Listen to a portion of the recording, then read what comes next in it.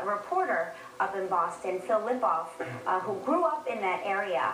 And let's go to Phil right now so he can give us the latest news, some breaking news, and clear up any confusion that's going on. Hey, Phil, how are you this morning? Hey, Kelly, I'm as good as you can be on a morning like this. I did grow up in this town, and you're right. I'm the father of 2 kids as well. One, I have an 8-year-old boy, the same age as Martin Richard, the 8-year-old boy who was killed at the finish line, which, by the way, is just 2.5 blocks behind me. You can see some of the activity there. But let's get you caught up on the numbers. 145 people injured is the latest number. 17 of them still in critical condition. 3 of them killed, including that 8-year-old boy. The big news in the investigation as it moves forward is overnight, local, state, and federal officials, the FBI, the ATF, they sort of raided a home not far from here in a suburb of Boston called Revere.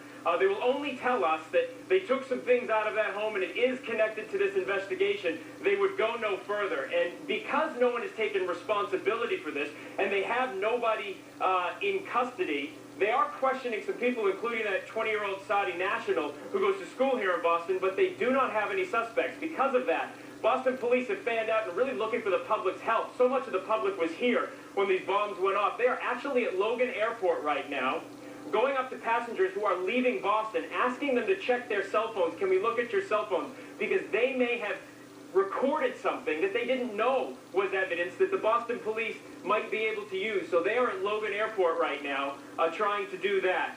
And that's the latest on the investigation. Again, they say when things like this happen, usually someone is taking credit as it's happening. No one has done that yet, which is a bit odd for investigators. Phil, can you clear up some confusion for us? Because, you know, the early reports have said that there were multiple devices that were found along the marathon route and that they were detonated. Is that true, or were those just random packages? A lot of the media outlets yesterday were reporting that there were at least 2, if not more, packages or bombs along the route that did not detonate. This morning, I can tell you that we can report that the only 2 bombs that law enforcement officials are talking about are the 2 that exploded. You got to remember, so many people had backpacks here, and when they ran, they dropped their backpacks. So you have hundreds of backpacks all over the crime scene area that they need to check out. Sorry, there's a lot of activity here still with Boston police this morning. And to check all those backpacks out, and sure, if you remember during 9/11 in 2001, there were so many reports of suspicious packages after the planes hit the buildings. That's what happens in an event like this. So no, there were no other packages that officials are reporting this morning, just the 2 bombs that went off. And what about the, all of a sudden, social media blew up yesterday. I was trying to get home and turn on the evening news, and social media blew up saying that there was a bomb at the JFK Library in Boston, and then there was reports that it was just a fire. Are they related? Is it related in any way?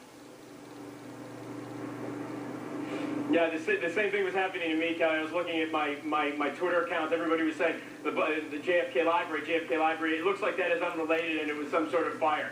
But like I said, when this thing happens and other things are happening around the area, the natural reaction is, are they connected? Because you don't know what's coming next.